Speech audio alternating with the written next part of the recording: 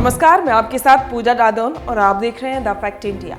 कांग्रेस के कद्दावर नेता महेंद्रजीत सिंह मालवीय ने दशकों के बाद कांग्रेस का साथ छोड़ दिया है। वहीं अब वो बीजेपी के साथ जाने की कवायद कर रहे हैं।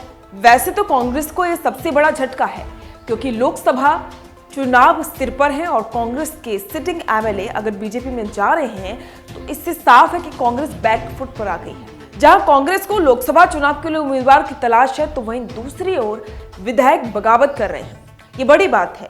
इसी बीच कांग्रेस के अंदर डैमेज कंट्रोल भी अब शुरू हो गया है। महेंद्रजीत सिंह मालवीय के बीजेपी में शामिल होने के बाद घाटोल विधायक नानालाल के भी बीजेपी में शामिल होने की बात अब सामने आई थी।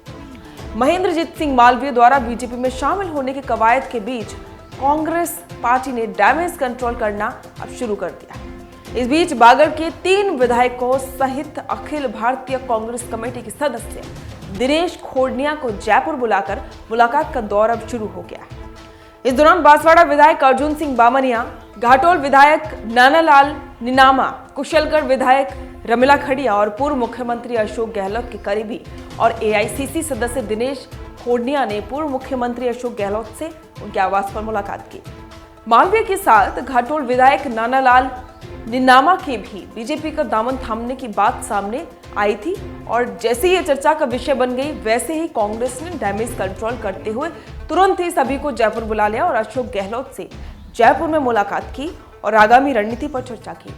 जानकारी के अनुसार इस दौरान कांग्रेस नेता राहुल गांधी की भारत जोड़ो न्याय यात्रा और लोकसभा चुनाव को लेकर बागड़ के कांग्रेस नेताओं के साथ पूर्व मुख्यमंत्री अशोक गहलोत से मुलाकात की और चर्चा की और साथ ही सभी ने ये बात कही कि वो कांग्रेस का दामन नहीं छोड़ेंगे। वहीं इस दौरान ये भी चर्चा हुई कि मालवीय के जाने के बाद बागड़ क्षेत्र में कांग्रेस किस तरह इसकी क्षतिपूर्ति कैसे कर सकती है। वहीं इस बात पर यह भी चर्चा है।